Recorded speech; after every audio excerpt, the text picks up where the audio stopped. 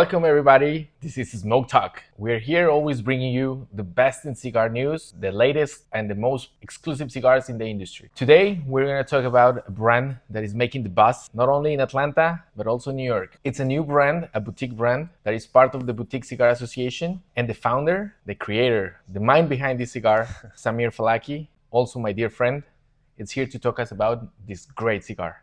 Hi Sam, welcome. Thank you. Thanks for having me. So we have this amazing cigar called Belmaachi. Yes. Tell us, what's Belmaachi?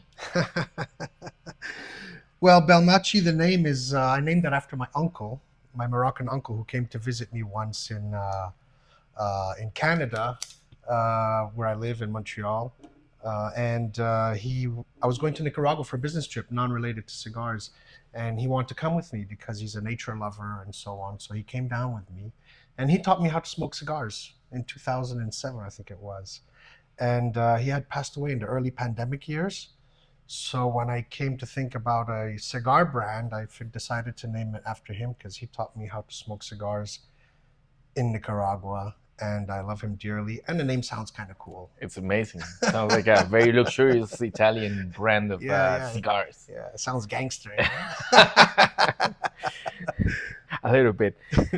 And Sammy, what can you tell us about your cigars? What makes Belmaachi a great cigar? So the cigars, when I got into the cigar business, I didn't intend to get in the cigar business. How's that? I was fleeing Canada during the pandemic because there was this lockdowns. I'm not a lockdown kind of guy, you know.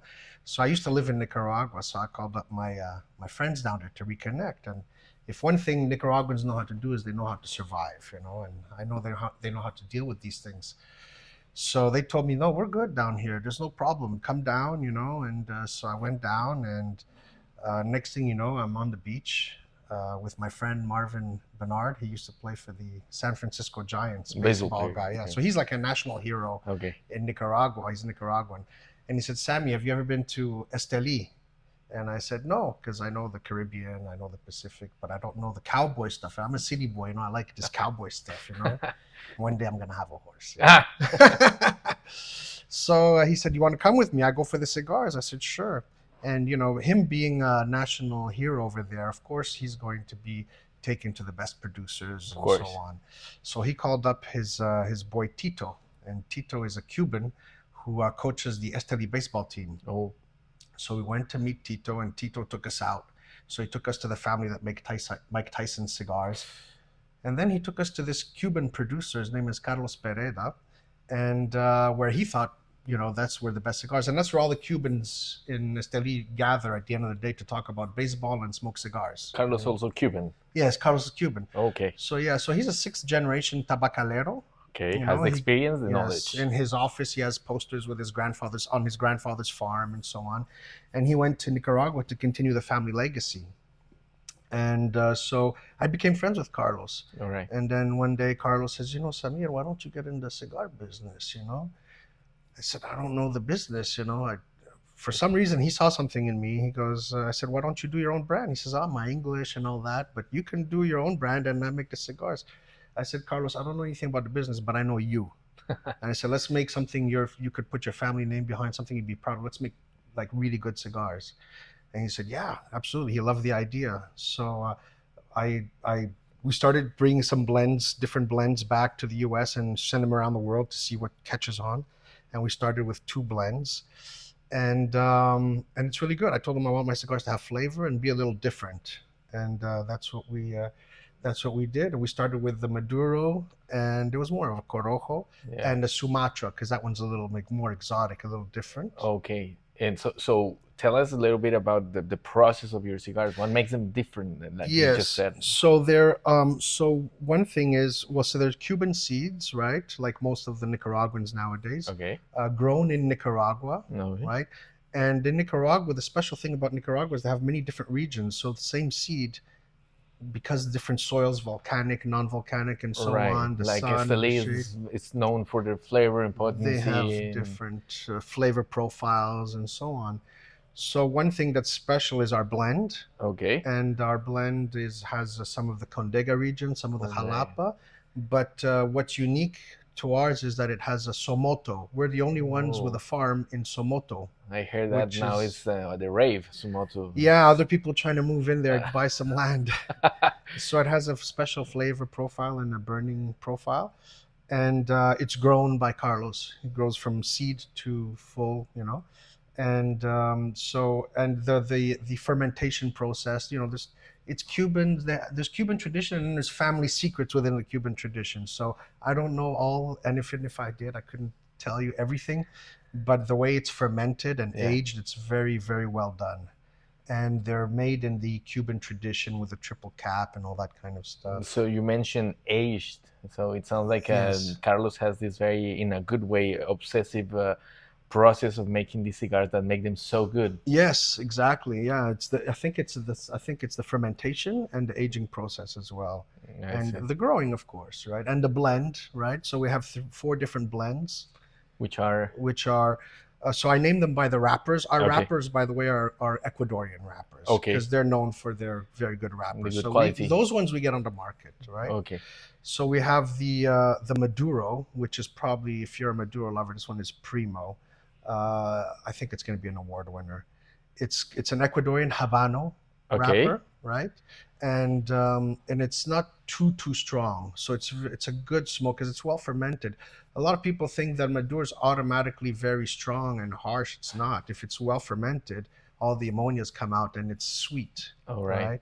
So this one has a little bit of sweetness, and instead of using a It's a misconception, no? A lot of people Yes. have this the darker it is, the stronger it is, but usually it's Exactly. more flavor and smoother because it Exactly. has more aging.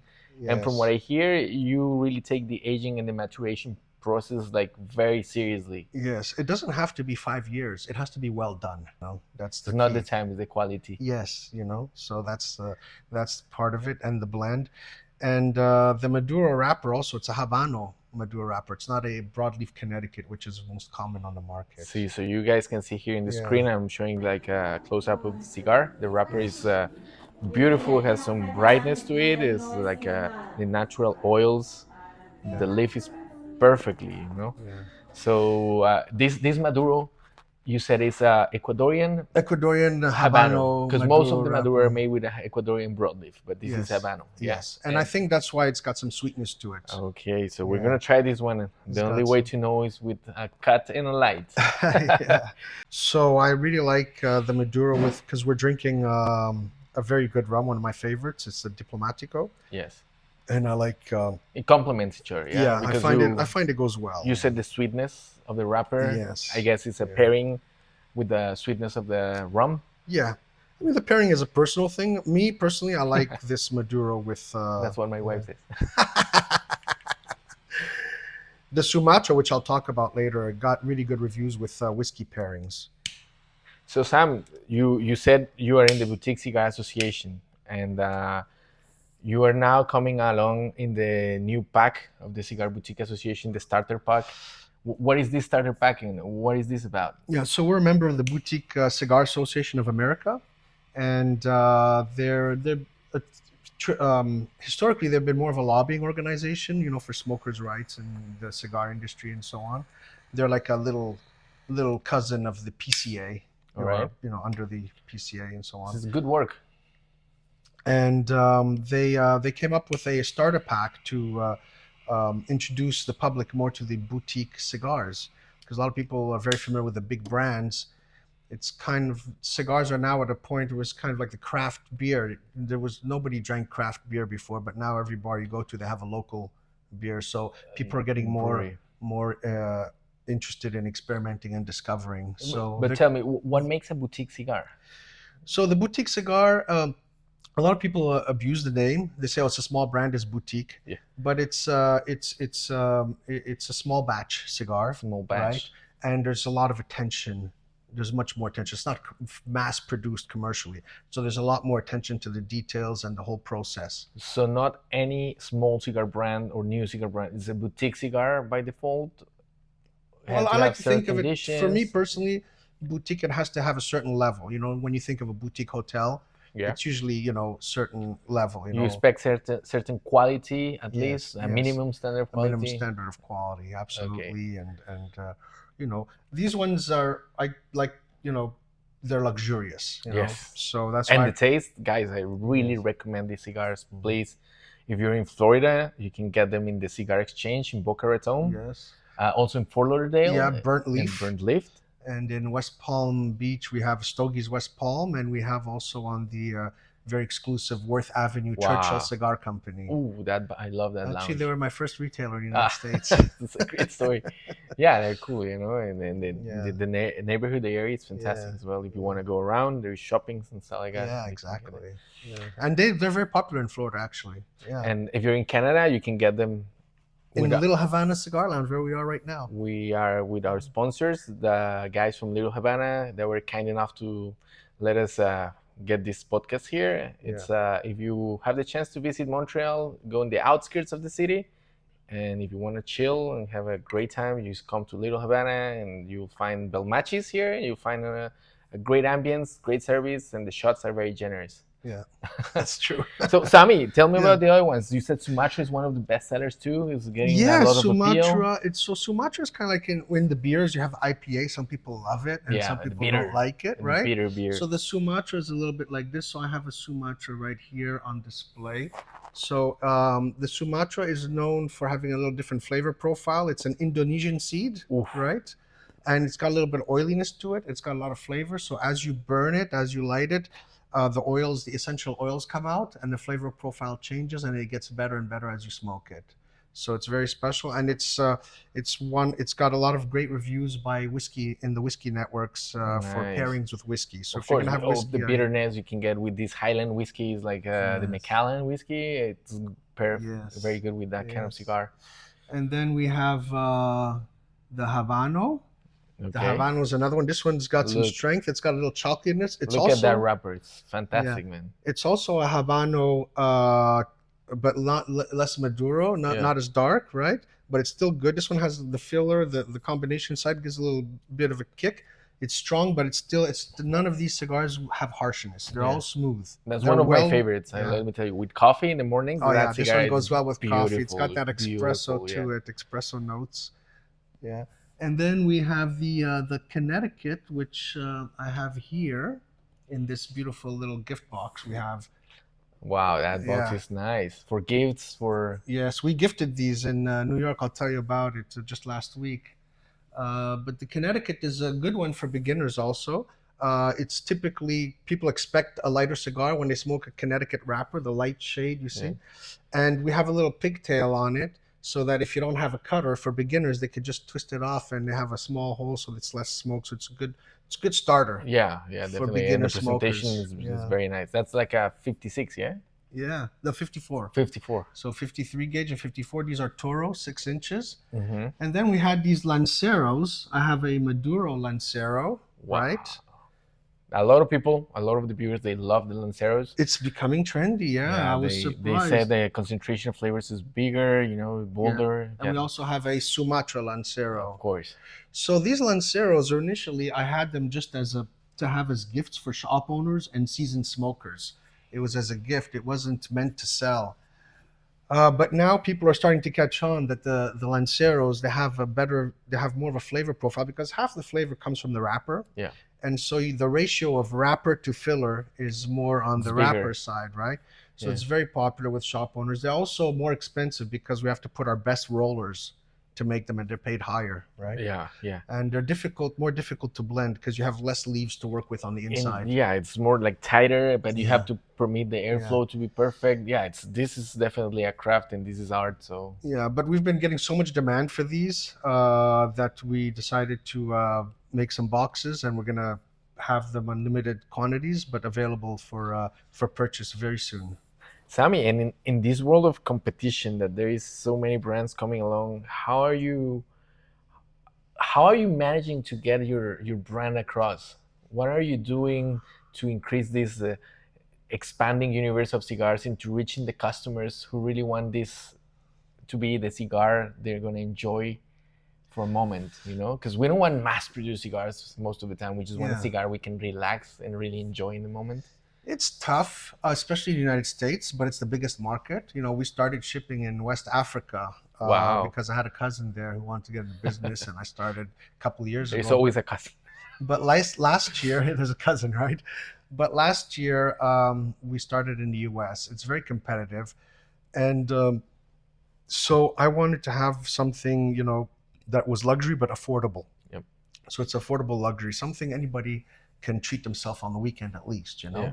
And I also, so in the quality of the cigar, right? But also in the branding, I wanted something that was more modern, that scream luxury, but not like this old kind of luxury. Yeah, something modern, relaxed. yeah, I can see that in the logo and the label is Exactly. really nice. Yeah. I'll show you a picture on the video, guys, so you can appreciate it. So I got a designer, a European designer that specializes in packaging for liquor and cigars.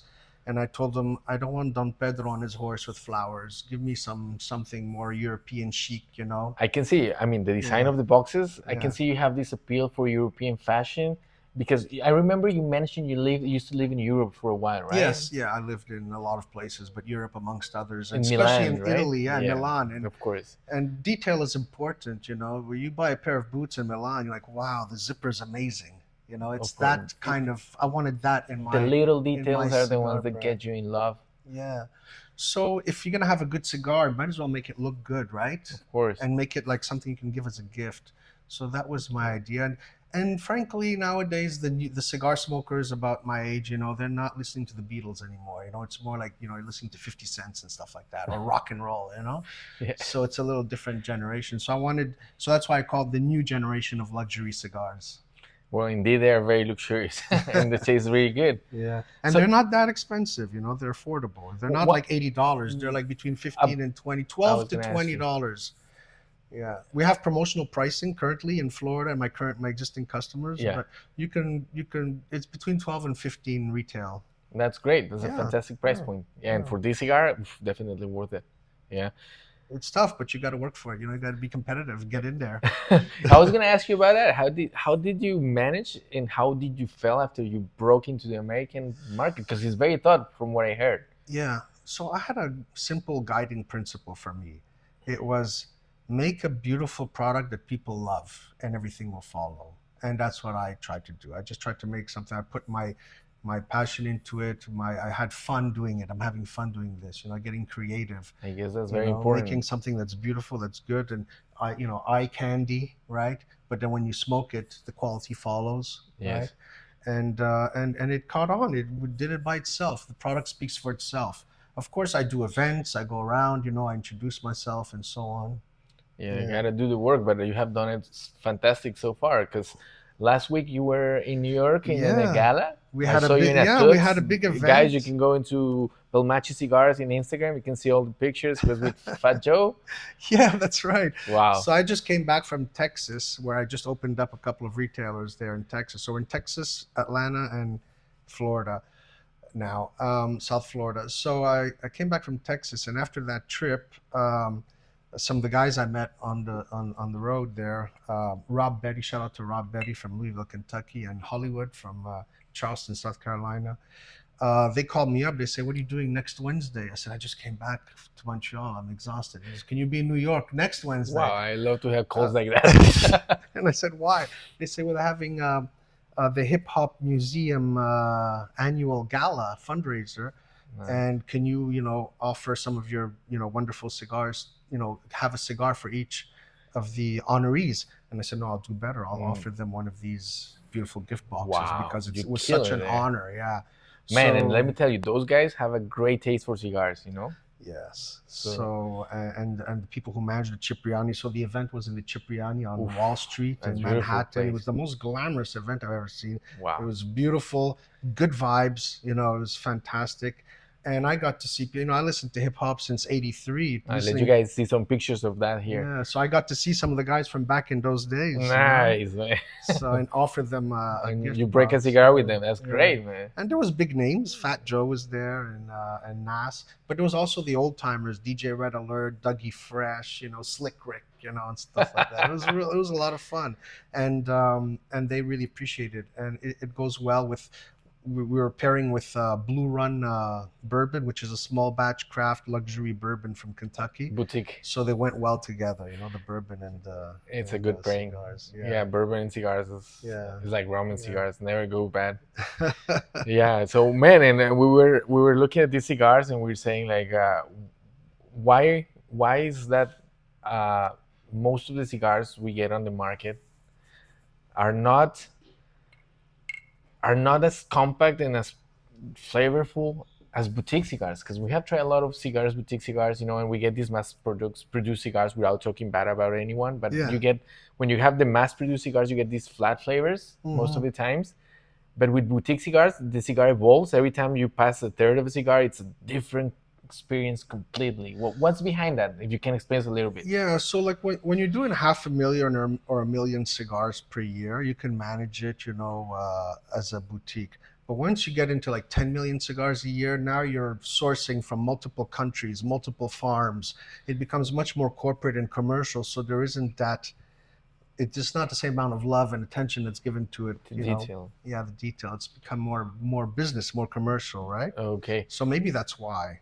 But some of them, I mean, I've shout out to Davidoff. They do great. I love their cigars. Plasencia is another good one. Padron. A Titan. Those are the Titans. But Padron limits their supply. They don't try to do millions of cigars. They're like, this is what we got, and just like you guys. Yeah. Yeah, exactly. Actually, Carlos knows the Padron because they're all Cuban, right? In Nicaragua, so they all know each other. I would love to have Carlos in the show sometime. Let's do that. Let's go to Nicaragua one day. Yeah, and see the farm and stuff. Yeah, that would be nice. So what's the plan? What's next for Belmaachi? What are your plans? Are you having a new cigar coming out? Yes. So so the Lanceros are going to come out, right? Commercially available. We're starting another production because it's kind of the demand is all of a sudden. I'm surprised by the demand, right? So it's grows so I much. have We to. were So talking now, about. Yeah. So I went from nobody knows me to being known, and then now we have to, gear up, and so we're gearing up now to be able to be able to supply, everyone who wants a Belmaachi. And so in terms of new blends, we're working on some collaborations. I can't divulge too much right now, but come on, give us a tip.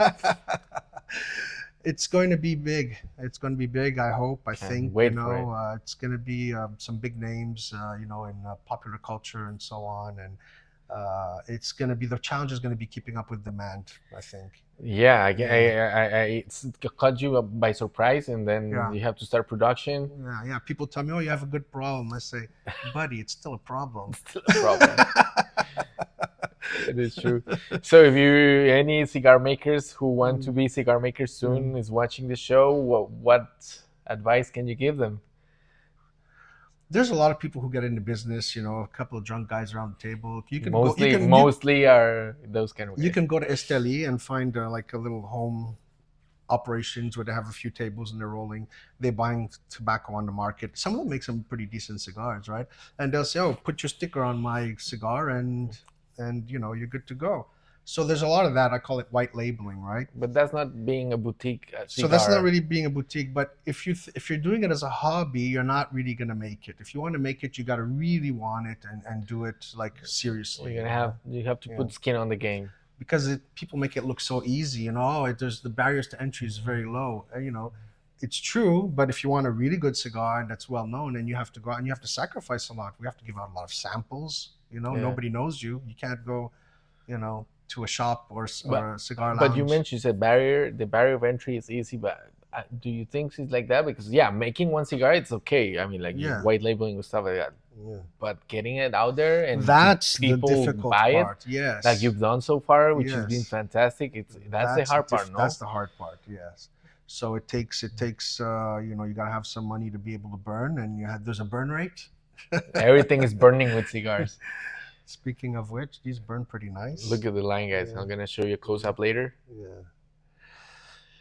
And you've got to be consistent and do it seriously, not as a hobby. I think if you do it there's a lot of hobbyists out there, and it doesn't really work out for everybody. It's a competitive industry, but once you're getting it, I feel that this industry is also welcoming if you make it, if you pass all the hoops, Yeah. and you enter like yourself into the boutique cigar, then you are part of that group that they take care of themselves. Yeah. And for me, a milestone was when I go to places and they said, "Oh, yeah, I've tried your cigar." I'm like, "Really? It's good." I was like, "Wow." Or shops that say, "Sammy, we run out. Our customers are demanding your cigars." I'm like, "Okay, I got it.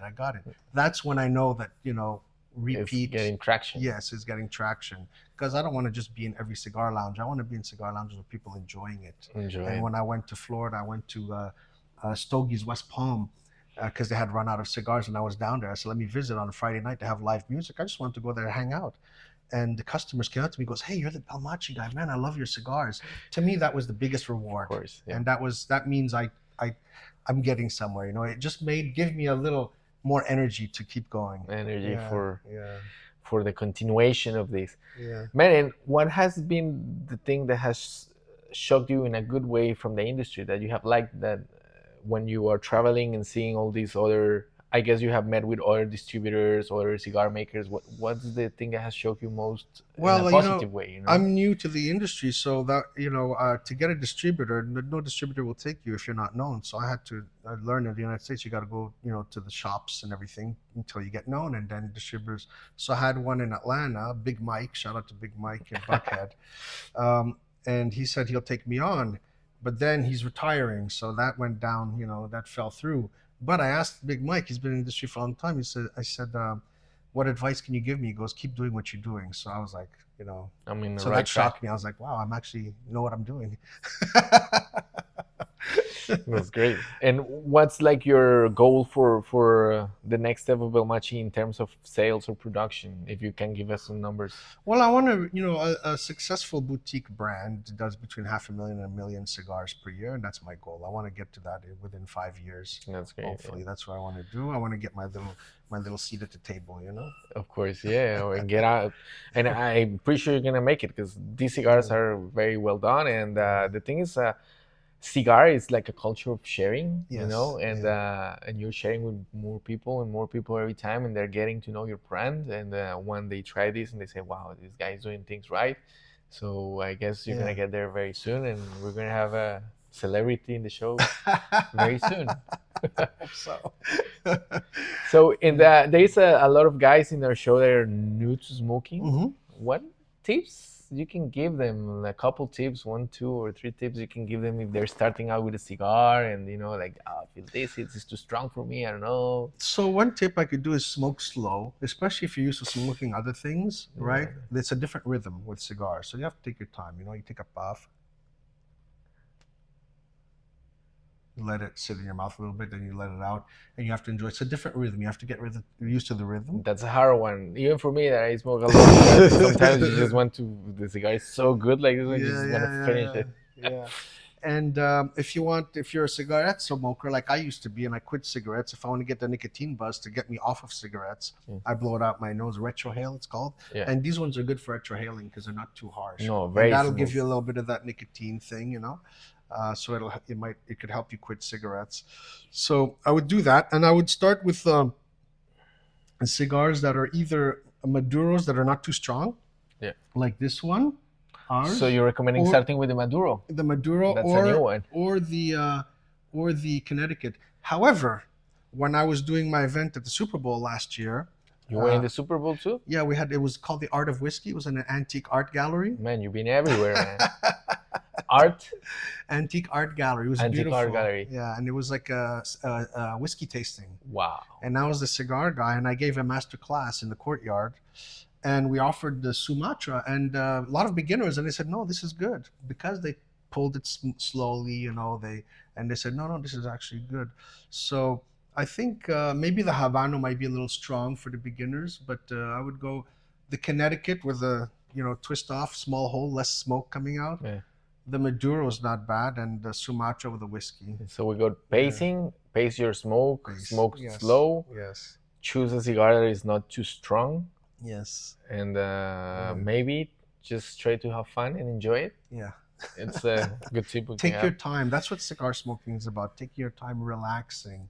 It's not something you do fast. I've seen some people, they go like very stressed, and they keep working and smoking. And it's When I smoke, it's either by myself, it's kind of meditative. For example, in the morning with my coffee, I'm thinking about what I'm going to do during the day. You know, it's almost like yoga, you know, you in, out, you know, or with when I'm with a friend, like now we're sitting together, we light a cigar. I know it's not going to be 10 minutes. I know it's going to be at least, 45 minutes. So the time slows down. Now we take our time You have to have to time talk, for it, you know. yeah. And then if I don't know the answer, I think about it, then I give a proper answer. That's great. That's perfect tip. Guys, get a cigar next time you have talk to a friend, or if you have a difficult conversation. Yeah. Even if it's difficult, you look badass in it. Yeah. Well, man, these cigars are great. This burning, fantastic. I get a lot of chocolate in this cigar, like milk cocoa and coffee, roast coffee. You get in this Maduro. Yeah, this Maduro, I think it's going to be an award winner. We haven't submitted anywhere, but I think this Maduro is going to be an award winner. And you changed now. It's different. The new Maduro, this one. Yes. Also, we reduced the strength. Right. It's a little bit more chocolatey. We also reduced the strength because a lot of Maduro smokers, because they're very experienced smokers, they expect more strength. They want to get a little bit more kick. But it doesn't have to be. It's just an expectation, right? Yeah. So the blend doesn't have to be super strong. So how you play with the strength is if you get the leaves from the top, they're more strong. And to me, it's very similar to the wines. Do you like wine? Yeah, I'm not a big wine connoisseur like you, but because tell me. Sometimes wines, like the very strong and bold wines from Bordeaux, everyone thinks they're going to be like this Cabernet that's going to overpower all your senses. But when you get to know them, if they're aged properly, 10 years or so, you get to see that this Cabernet, which is the strongest of the red wines, is very smooth. It's smooth, silky, velvety. You have no harsh tannins.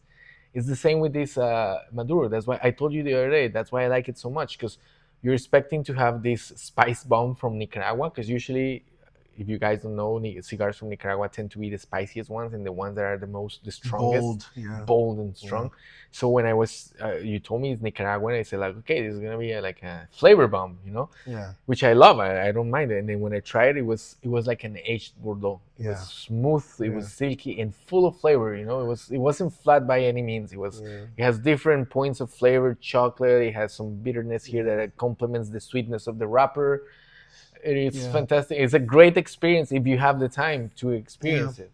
And it's a popular myth that the darker the cigar, the stronger it has to be. But actually, a well-fermented, well-aged tobacco has a lot of the bitterness out. It's sweeter. But because more experienced smokers tend to gravitate towards more expensive cigars, they want that filler because they're smoking every day. They want to feel something. I understand. I understand that. But so you're talking about myths. What myths have you heard that you think are ridiculous, or that are true? Well, that's one, right? That is necessarily Maduro. So what we did was that instead of making it super strong, we wanted to appeal to a larger audience. So even the ones who smoke very strong Maduros, when they smoke, they say, it's not my strength, but I like the flavor. So they buy it anyways. Yeah. So, that's a popular myth. And what do you think the myth about the ash? Is it true or is it false? We're debunking ashes here with my friend Samir Falakhi. So how the silver ash means there's a lot of magnesium, a lot of nutrients in the soil, but it doesn't have to be like white. It could be like a dark silver, and it's still good. So it doesn't necessarily mean everything, right? And the other thing is, a lot of people, they like to smoke the cigar until the ash is this long. Now, shop owners will do that when they're trying a cigar to see if it's well constructed. So the cigar may be very well made, but it doesn't mean it's a good cigar in terms of flavor. So that's another myth. Okay, a lot of people say, "Oh, look at the ash." Yeah, but it tastes like the consistency and the structure of the ash doesn't necessarily translate to a great flavor. But it means it's well made. It's well made. Yeah. So there is plenty of well made cigars that taste like shit. Yeah, I mean, yeah, I can say that. Or if you're in the competition, the long ash competition. Right. Yeah, it's a cool competition we should get sometime. I suck at that, man. Every time my ash fall down in my pants, and it's a mess everywhere. Well, because you're evaluating cigars, so you like to see them. Yeah, I like to see if they hold. Sometimes you can even grab the ash completely and it doesn't fall apart. And when I go to a shop owner to give him a sample, typically he'll do that not because that's how he normally smokes, but he wants to evaluate the marksmanship. And the way it's made, we use the Cuban tradition, and we have some other little secrets in the construction that that make it burn a certain way and so on, and Great, man. In terms of expanding, which other markets are you thinking to go through? So hoping to go expand more in Africa, Okay. right? And maybe Eastern Europe. Eastern Europe. Yeah, that's what I'm looking at right now.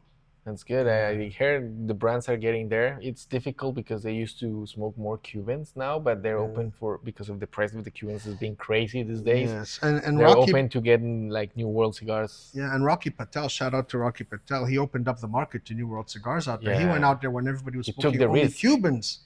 So now he's introduced, he broke the ground over there. So, Europe could be a good market. They have a little complicated bureaucracy, track and trace, and what have It's you. very difficult, especially with the laws in Yeah. UK, because you go there, you go to the stores, the cigar lounges, and you see 10% of their cigars are New World. you know? Right.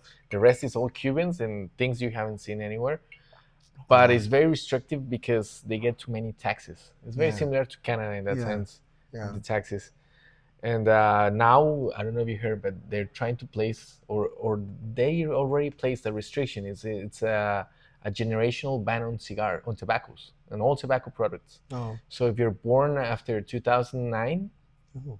after December 31st, 2009, 1st of January 2010, you are not allowed to smoke tobacco anywhere in the country. In where? In the UK, Oh, really? yeah. So this It's is insane, yeah. crazy laws, no? I mean, God- I don't want God to talk bl- too God- much God- about God- politics because YouTube is gonna ban well, me. But God bless America. Like it's, God bless America. Yeah. That's true, man. yeah, That's it's still freedom. over there. Yeah. Yeah. And they're thinking to do the same in France. Imagine, in France they smoke France. a lot. Yeah, and they love that. You smoke in the On street, the- and people on are the like, oh, it cafes. smells good. Well, now I don't know if you know, but now it's illegal to smoke on the street in Paris. You can't. Only in the cafes. Everything's illegal now. All the fun stuff, huh?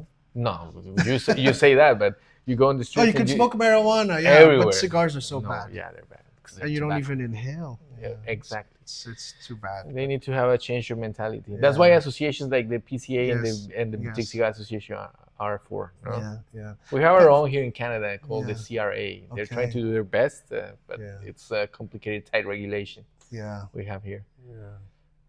There's challenges. A lot of challenges. But what the Fed chairman Ben Bernanke, I think it was, he had only like a few stocks in his portfolio, You see? and the tobacco was one of his main stocks because even regardless of all the regulations and things, it kept Going up. going. Yeah, it's So- inelastic demand for tobacco. You can't stop us. Now you spoke like a real gangster. Belmachi. Sammy, it's been a pleasure having you here, sharing these amazing cigars, Yeah, thank you. And having this experience. Thank you, Juan, and thanks to Little Havana for hosting let us have our podcast over here. You know, guys, if you're in Montreal, you want to visit, Yes. come here. Google Little Havana. Have one of the best selections of cigars, great drinks, great service, and you'll find Belmachi here. You can try it. Yeah. And if you're looking from the States, if you're watching us from the States, you can get us Belmachi in Florida. Yes, in Florida, in Boca Raton, U.S. Cigar Exchange, Fort Lauderdale, the Burnt Leaf, West Palm Beach, Stogies, Churchill Cigar Company on Worth Avenue. We've got in Atlanta, we've got a handful of Goodfellas, Cigar Merchant, a few others, Soon Cutters. And in Texas, we're in Kunoma and Dallas. And in Bryan, Texas, we're in the Midtown Cigar Lounge, and we're expanding quickly.